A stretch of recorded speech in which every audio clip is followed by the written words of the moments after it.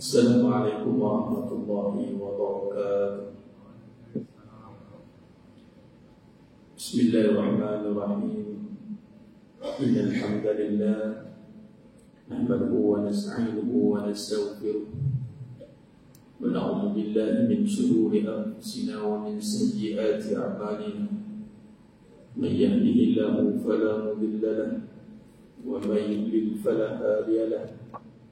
أشهد أن لا إله إلا الله وحده لا شريك له وأشهد أن محمدا عبده ورسوله. اللهم صل على سيدنا محمد وعلى آل سيدنا محمد وبيسر ولا تعسر بترتيب الخير وبشرح لي صدري ويسر لي أمري واحلل عقدة من لساني يفقهوا قولي. اللهم افتح علينا حكمتك وانشر علينا من خزائن رحمتك يا أرحم الراحمين. والله الذي لا إله إلا هو عالم الغيب والشهادة هو الرحمن الرحيم.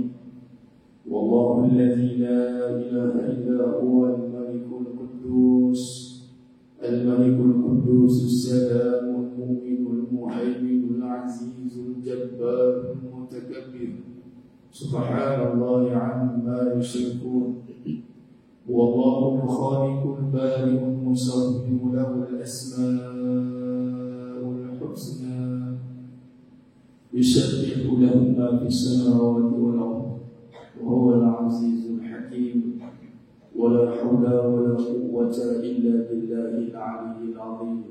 ولا منجا من الله إلا إليه. أما بعد، أيها المؤمنون اتقوا الله Syukum wa iya bittaqwallah faqad faza muttaqun. Sidang jemaah yang dimuliakan Allah Subhanahu wa taala.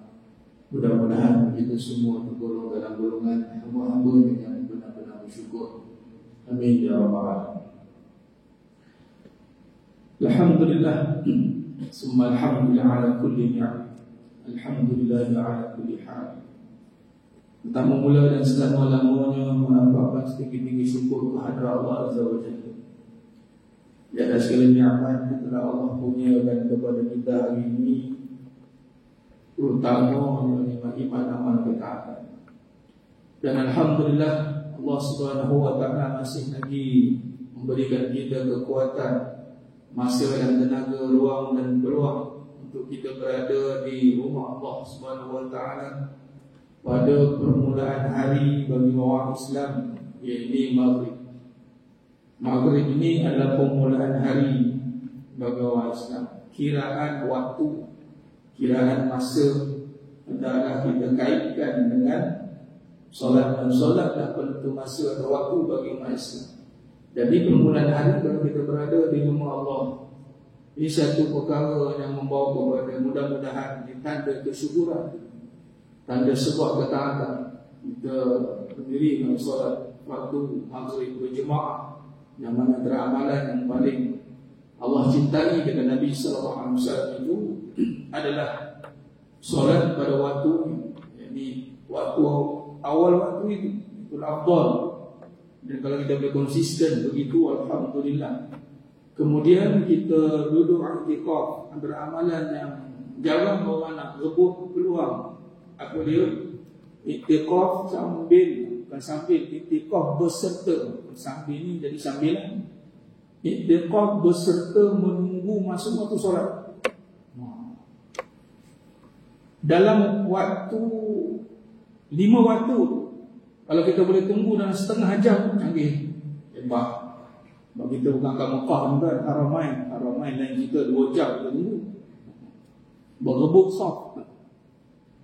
Fadilah dari masjid. Kata Nabi SAW maupun hadis. Badan kita mau membincangkan ringkasan Syama'il Muhammadiyah, agak canggung, agak kekok rasanya, rasa pelik kalau kita tak sentiasa memperbarui tentang masjid dan solat. Kerana itulah syiar yang besar yang Nabi perjuangkan. Menunggu waktu solat ini, kata Nabi SAW, mafhum hadis, siapa yang berada dalam keadaan berwudu, kemudian berada dalam saf ataupun dalam masjid, menunggu masuknya waktu solat, waktu menunggunya itu didoakan oleh para malaikat dengan doa, Allah ampunkan dia, Allah rahmati dia. Allah.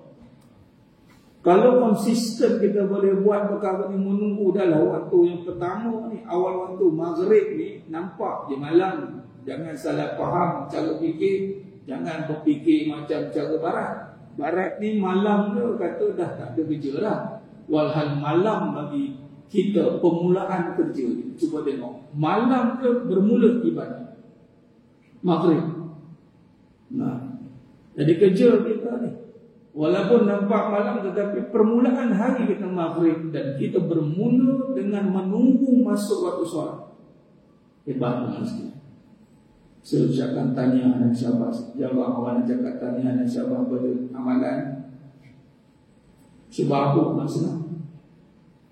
Kalau kita nampak orang pakai kereta mewah, datang kat jalan raya tu bawa kereta Ferrari, Lamborghini, lampu tinggi, macam jenis. Kadang-kadang, jarang-jarang orang kata hebat. Hebat lah. Allah kata dalam surah Taha ayat 131, jangan kamu tunjukkan pandangan kamu kepada golongan yang Allah bagi zahratul hayatud dunya. Zahratul hayatud dunya, bunga-bunga kehidupan dunia. Linaftinahum fi, untuk kami menguji, mencoba mereka. Bukan satu kebanggaan memiliki dunia, kerana ini adalah satu cobaan, sama ada lulus atau gagal. Namun dibandingkan dengan ibadah yang masih lebih kejayaan yang besar, terutama solat, wa inna lakabiratun illa 'alal khashi'in. Ianya amat berat.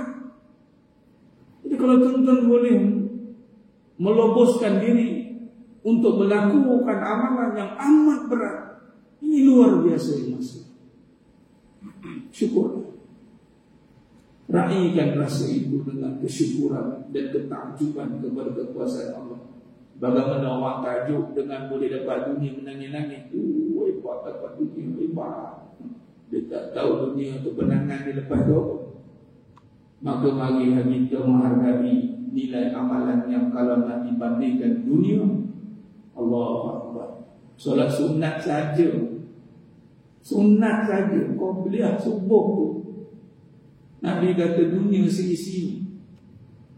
Jadi tak ada banding amalan yang tuan-tuan lakukan dengan nilai dunia dan seisi. Apatah lagi dalam status fardu. Kalau sunat pun dunia dan seisi fardu, tapau semua orang sekalian.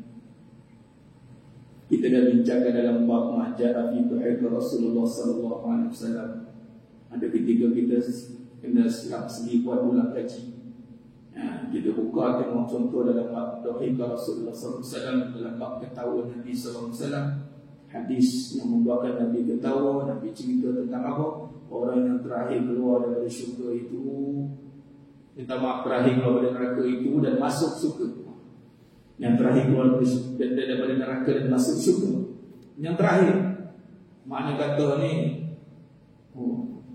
kalau dia ada dan tahu memang orang akhir. Syurga dia 10 kali ganda dunia. Banyak akhir. Dia jangan salah faham. Masuk juga jadi akhir pun akhir lah. Kacau. Tapi Nabi senyum. Nampak yang dibuka, nanti tengok bab ketawa Nabi. Ada hadis. Yang Nabi ketawa sama nampak kursi, nampak belakangnya. Nabi ketawa dari, ya Allah, rahmatnya Allah. Dalam keadaan orang terakhir keluar dari neraka, Allah suruh pergi masuk syurga. Kita harus sunnah wal jamaah, walaupun ada iman sebesar biji sawi, kita bisa salah syurga. Nampak hebat. Yang terakhir tu, bila dah keluar tu dan pergi masuk syurga, dia tahu orang si fulan pun datang, ya Allah, penuh dah syurga. Sul boleh okupat. Dia macam rumah ada kan. Semua dah dihuni. Dah tak ada tempat pun tak ada. Lalu Allah mengata apa? Dulu masa kat dunia pernah berangan nak masuk surga. Pernah. Kan main kan? Kalau kat dunia kan berangan nak masuk surga. Pernah berangan? Cuba berangan sekarang. Maka simpulan tu pun berangan. Nah, masuk surga. Sebab angan-angan tu masuk surga. Yang kata Nabi kata apa? Masya Allah. Tapi kita kat dunia ni jangan berangan. Dunia bukan tempat angan-angan. Dunia tempat kenyataan. Kenyataan untuk melakukan suruhan, meninggalkan larangan. Nyata. Surah Allah tu nyata, bukan angan. Surga tu nyata, bukan angan.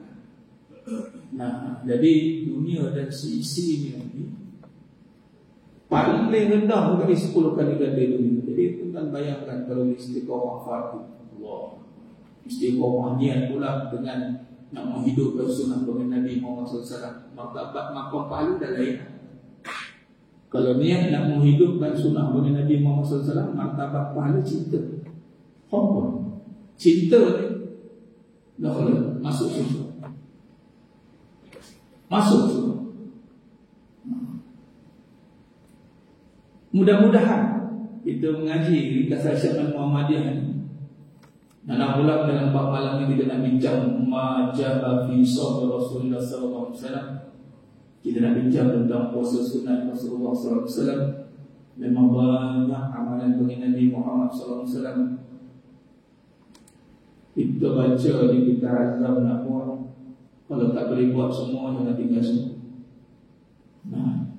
Tapi kalau dapat buat satu pun, ini Nabi kata kalau satu pun saya punya hidup, satu di akhir zaman, maka pahalanya anak mencintai baginda Nabi Muhammad sallallahu alaihi wasallam. Jadi itu antara perkara yang kita semak pada nama. Dan terjebak dalam bab, kalau tadi bab majah fi dhahika, yakni ketahuan Nabi sallallahu alaihi wasallam. Dan kita telah pun berbincang dalam bab ibadat Rasulullah sallallahu alaihi wasallam, bab membincangkan ibadat Nabi sallallahu alaihi wasallam.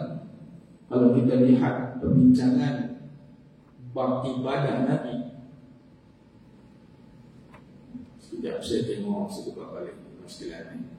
Cuba buka bab ibadah. Surah tengok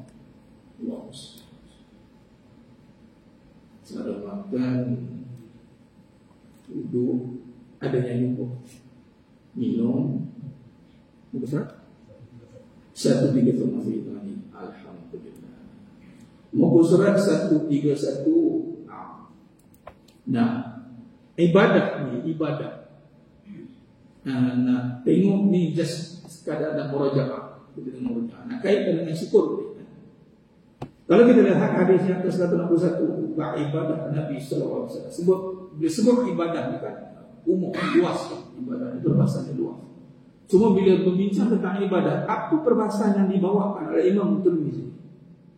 Maka di sini dibawakan hadis yang pertama tentang apa dia?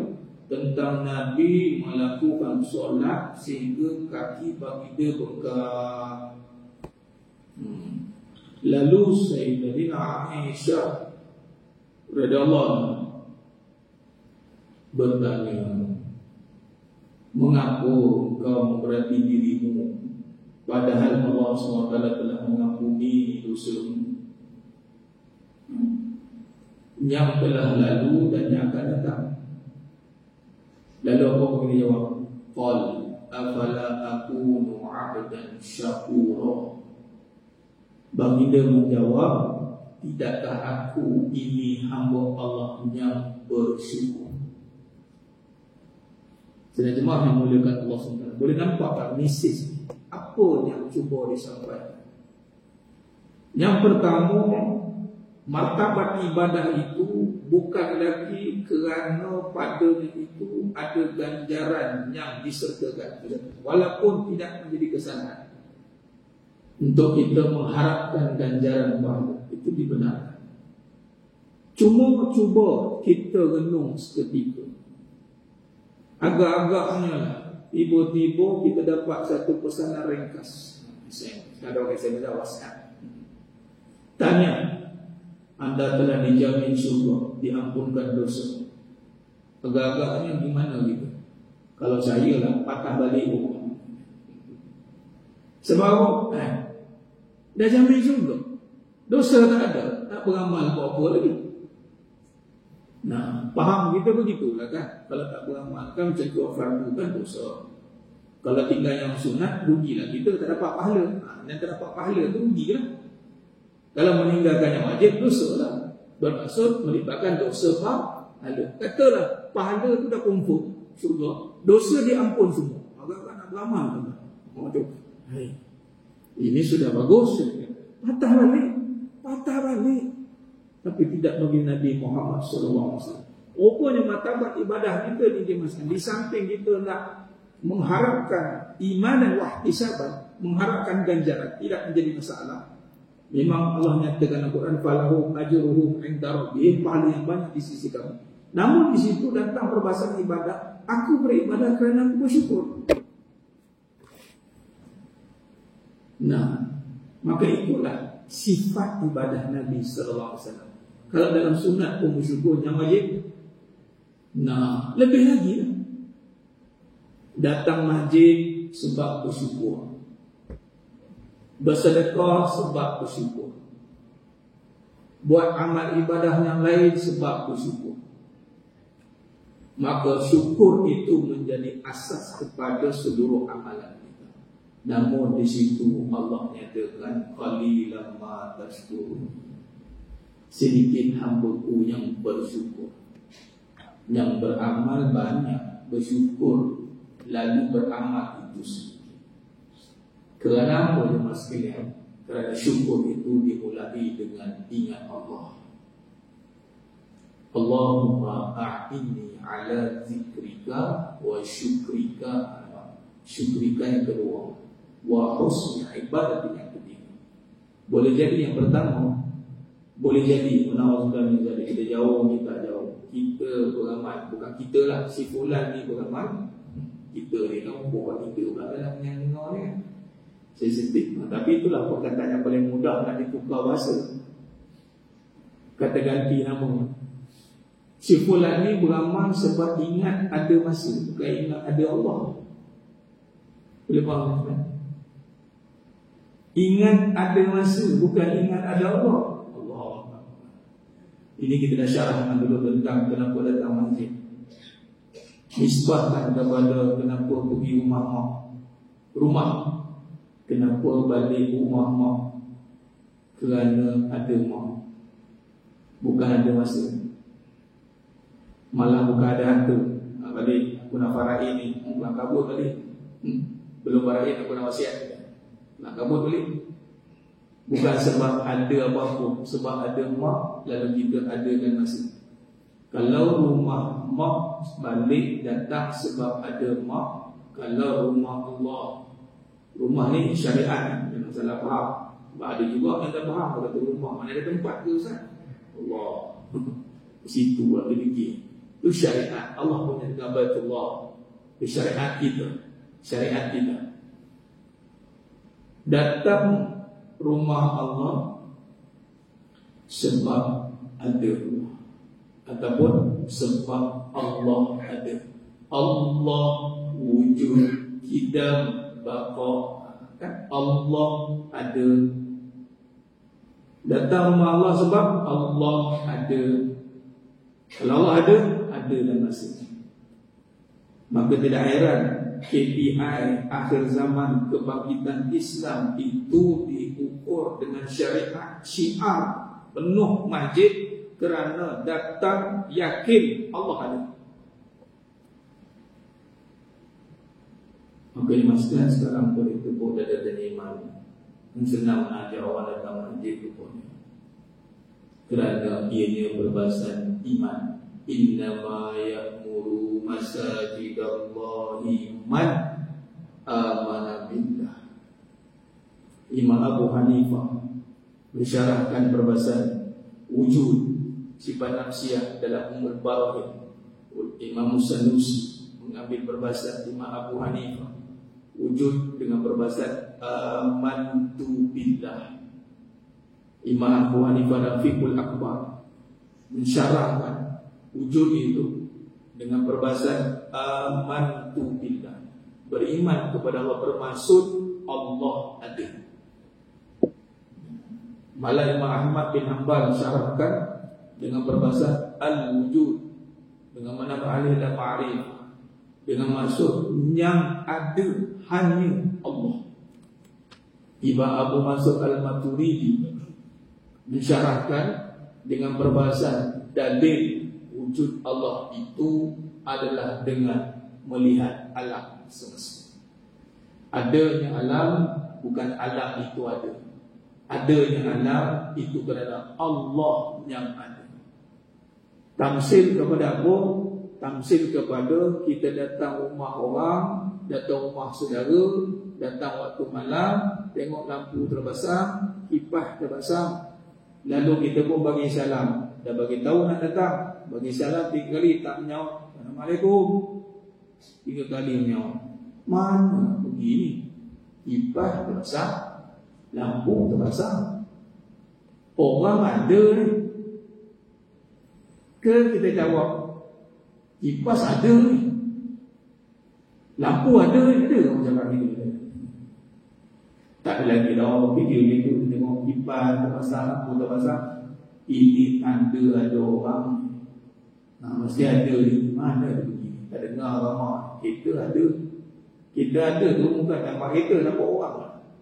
Maka begitulah Imam Abu Mansur Al-Maturidi mentafsirkan, mensyarahkan dengan ijmal ringkas. Tengok alam, bukan alam itu ada, tetapi Allah yang ada. Maka syariat bagi kita tanda Allah ada, datang rumah Allah. Saya kalau bapak ni masalah saya takut hati niat saya berpaling datang tu sebab ada masa ada Allah. Jadi nak perbarui jadidu imanakum, perbarilah iman kamu. Kaifa nujaddidu imanana, bagaimana kami nak perbaiki iman kami? Min aksiru min qawli la ilaha illallah. Nah, jadi setiap kali datang melapar Allah, kerana Allah ada, kerana Allah tu nak menyatakan iman. Inama ya'muru masajid Allah. Jadi berbalik bersyukur tadi, bimbang-bimbang yang ingat Allah tu sikit. Kebanyakan yang ingat selain masa takut, ingat ada masa, ingat nak dapat apa, ingat susah kalau datang, macam-macam ingat. Kadang-kadang tak ingat pun, langsung dia apa? Nama tak? Tahu. Dia tak ada waktu. Tak. Kalau Allah bilang misalnya. Jadi itu antara perbahasan kalau kita merojak pada Islam. Mudah-mudahan ini perbahasan ini mampu nak memantapkan kefahaman saya tu kamu dan jemaah sekalian yang mana yang telah Allah datangkan, hadirkan ini. Mudah-mudahan Allah datangkan yang berkualiti. Amin ya rabbal alamin. Lalu asbab kualiti ini mampu menarik lagi ramai yang datang. Ini kejiman bukan semudah yang disangka. Bukan semudah yang disangka. Nah, sebab itu ia perbahasan yang besar dan panjang. Nabi lebihkan 3 tahun, Allah lebihkan Nabi 3 tahun masuk panjang perbahasannya. Bukan sehari 2 punya cerita.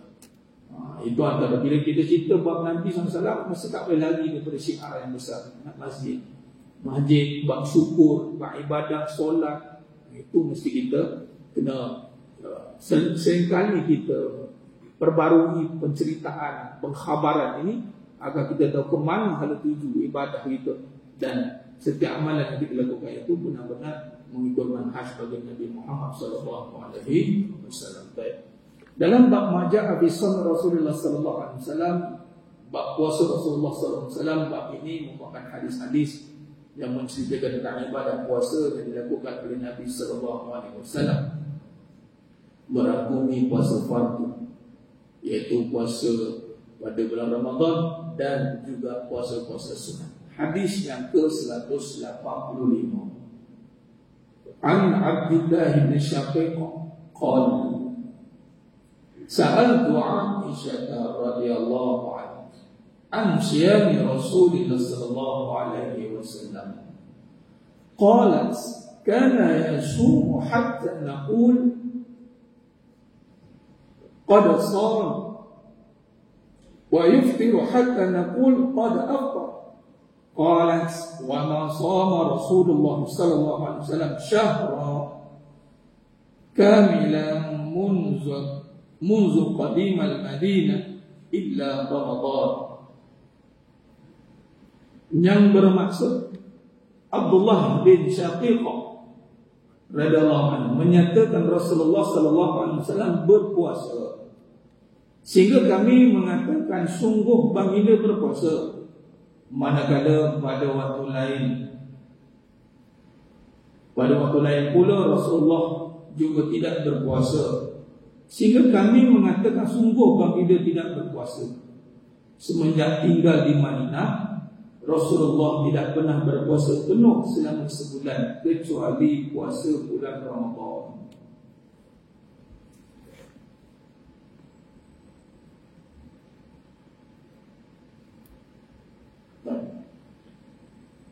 Hadis yang seterusnya kita nanti takhrijkan. Hadis yang seterusnya yang ke-186.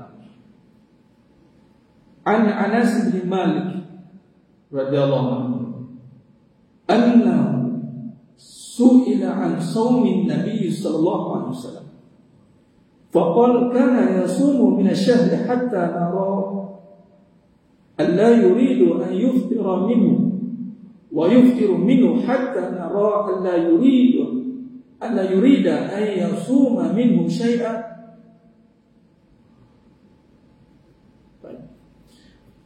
Wa kunta la tasha'u an tarahu min al-layli musalliya illa ra'aytahu musalliya wa la na'iman illa ra'aytahu na'ima. Yang bermaksud Anas bin Malik radhiyallahu anhu menyatakan bahawasanya beliau ditanya mengenai puasa Rasulullah sallallahu alaihi wasallam. Rasulullah berpuasa beberapa hari dalam bulan tertentu sehingga kami menyangka baginda akan berpuasa penuh selama sebulan. Baik. Kita bagi dalam azan dulu.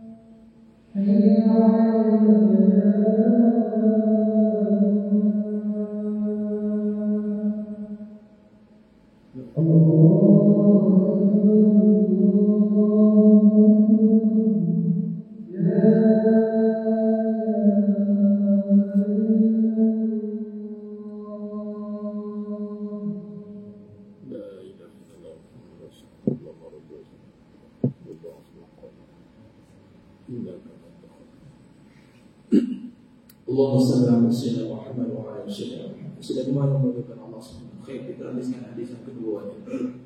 Baik. Baginda juga pernah tidak berpuasa dalam saat tertentu sehingga kami menyangka bahawa baginda sama sekali tidak mahu berpuasa pada bulan tersebut. Jika engkau ingin melihat baginda solat di malam hari, engkau tentu akan melihat baginda melaksanakannya. Begitu juga sekiranya engkau ingin melihat baginda tidur di malam hari, maka engkau tentu akan melihat baginda tidur. Takhris pada hadis ini dimasukkan takhris sedikit tafsiran hadis. Hadis datang menceritakan bahawa pada bulan-bulan lain selain Ramadan, Nabi tidak berpuasa pada setiap hari sehingga sebulan penuh.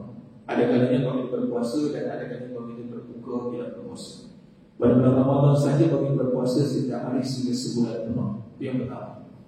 Yang kedua, daripada hadis di atas kita dapat mengetahui bahawa cara Nabi melaksanakan ibadah sunat tidaklah sekata sahaja, tetapi berubah mengikut keadaan.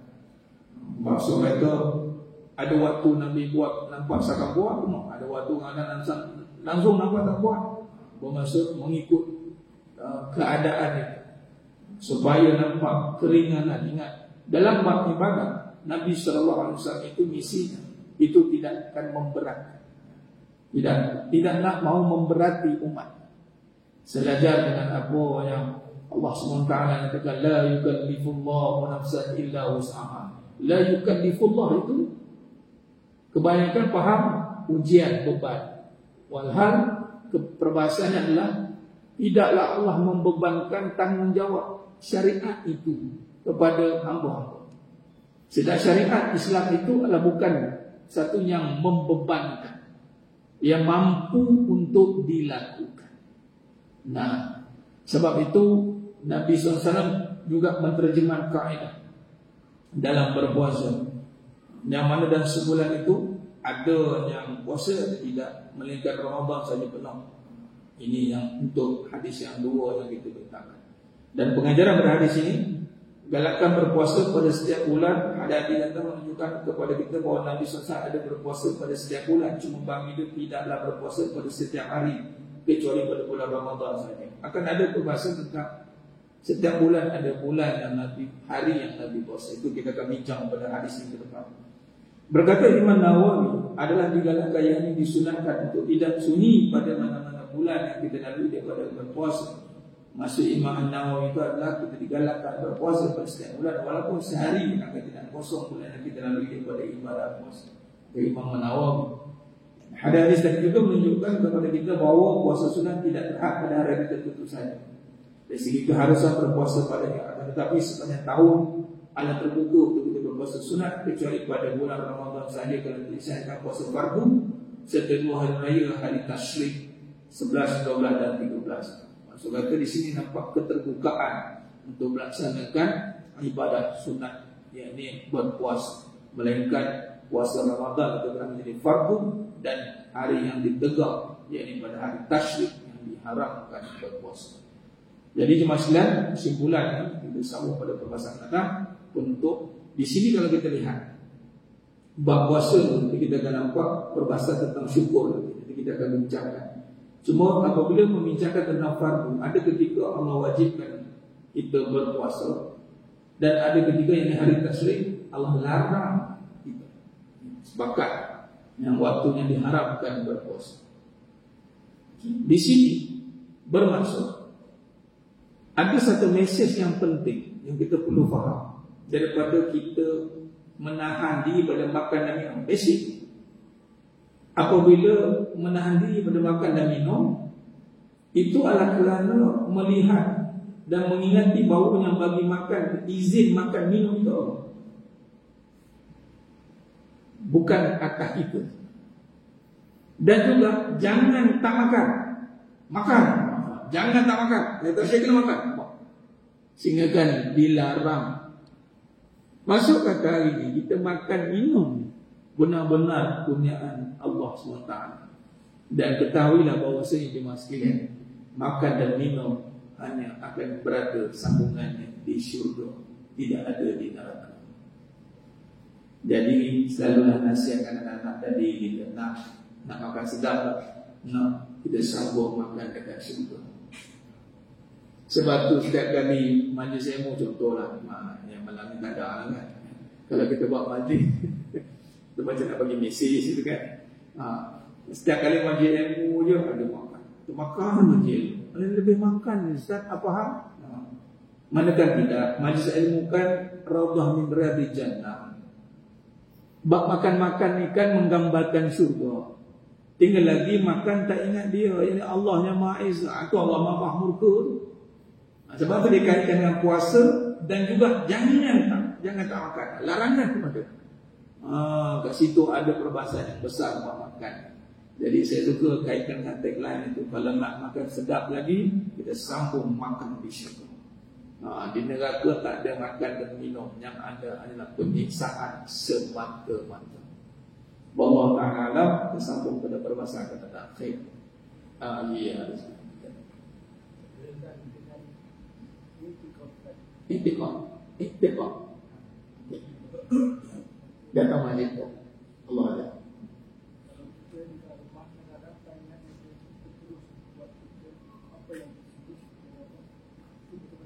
Okey, bagus. Kita bila i'tiqad diperbarui. Kadang kita datang majlis dan ingatlah Allah tu. Bila ataupun selepas pada tu kita tak i'tiqad yang sama. Maksudnya terus buat kerja. Seakan lupa i'tiqad asal kita. Dah yakin ni datang majlis ni Allah ada. Lepas tu lupa. Yang pertama itulah sifat manusia lupa, nasihat. Sebab itu bila datang majlis mengingatkan kita tadi. Itu tak ada. Mudah-mudahan ingatan kita itu sebati dalam jiwa kita. Mudah-mudahan. Dan kita niatkanlah i'tiqad depan kita Allah ada. Kita niatkan solat ni kan tiang agama dan menjadi kunci kepada seluruh amalan. Maka kita niatkan kepada amalan-amalan yang lain juga menyatakan Allah ada. Itu dalam bab Al-Kasbu nanti diselitkan. Perbahasan bagaimana usaha yang kita lakukan, syariat yang kita lakukan, apa sahaja perbuatan yang kita lakukan sebenarnya menyatakan Allah ada, bukan menyatakan kita ada. Automatik bila kita fahamkan perbahasan tauhid tadi, kita dalam masa Sibaroko dia masuk. Sebenarnya menyatakan Allah ada. Kita buat apa pun dia dah automatik. Tapi dengan kena ada i'tiqad bermula di sini. Sebab tu pentingnya untuk datang majlis ni, untuk kita refresh latihan untuk supaya ianya menjadi sebati. Fazakir fa inna zikra tanfa'ul mu'min. Jadi mudah-mudahan i'tiqad itu diperbarui. Sebab tu Nabi pun suruh kita jaddidu imanakum, perbaruilah iman kamu. Sebab iman ni dia perbahasan di hati. Hati ni sifat apa? Yang mukallibal qulub bolak-balik.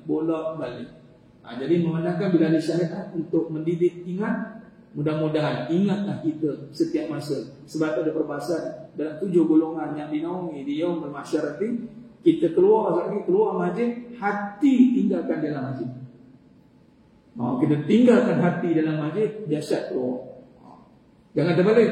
Jasad dalam masjid, hati kat luar. Itu terbalik. Itu cinta dulu. Kita nak hati dalam masjid, jasad kita di luar. Itu 7 golongan. Hati yang berpaut di masjid. Mudah-mudahan biar kita ni terkait sibuk kita tu nak sibuk ke masjid. Kita buat kerja tu kelang kabut sebenarnya di masjid. Itu mudah-mudahan tanda ingat. Tanda ingat. Itu tanda ingat. Wallahu ta'ala. Makan apa?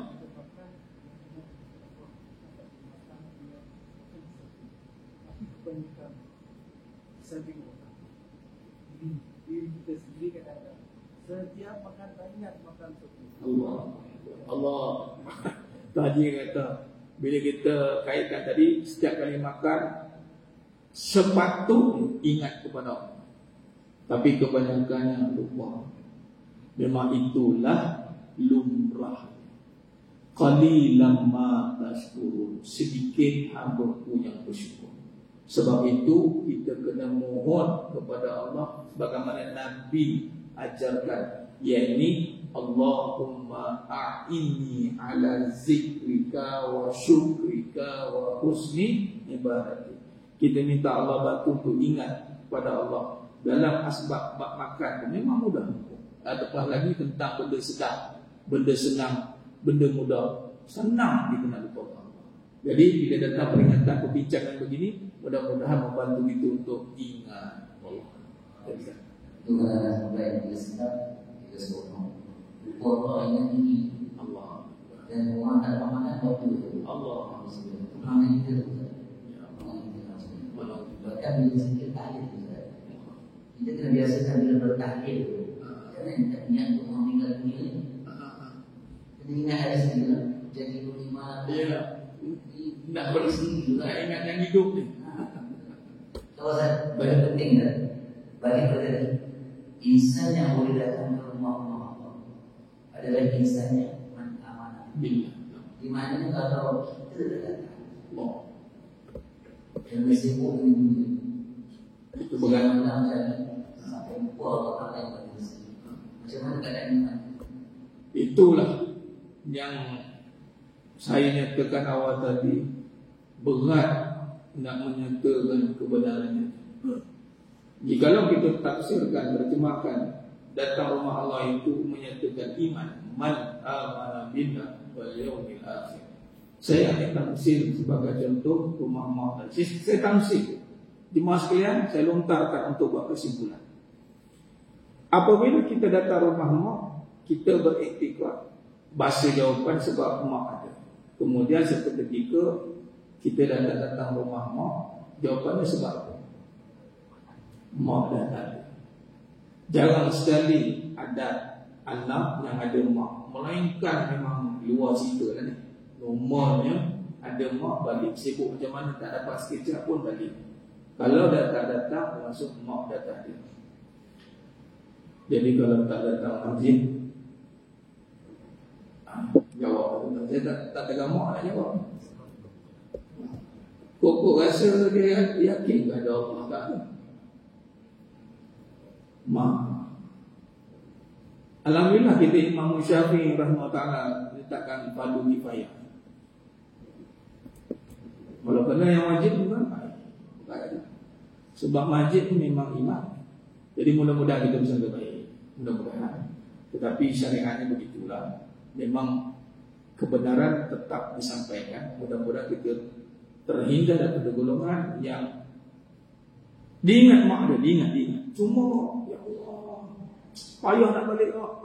Mudah-mudahan nak datang. Ya Allah, payahnya datang. Ya Allah, minta maaf ya Allah. Janganlah sampai hati itu mengatakan tak apalah kalau datang pun tak apalah. Itu menjawab persoalan keadaan imannya. Wallah, kita akan sambung pembahasannya pada siang akan datang. Mohon maaf kepada saya. 5 bulan tak buat ada soalan ni, tak boleh, bukan selalu macam ni. Biasa kita buat di awal ni. Okey, baik. Iman ada berkaitan dengan iman.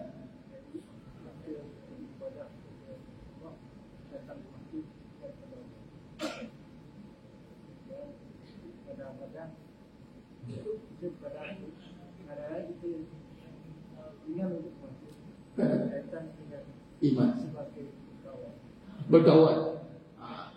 Itu kalau tak jadi berkawan itu mudah kita akan berapa.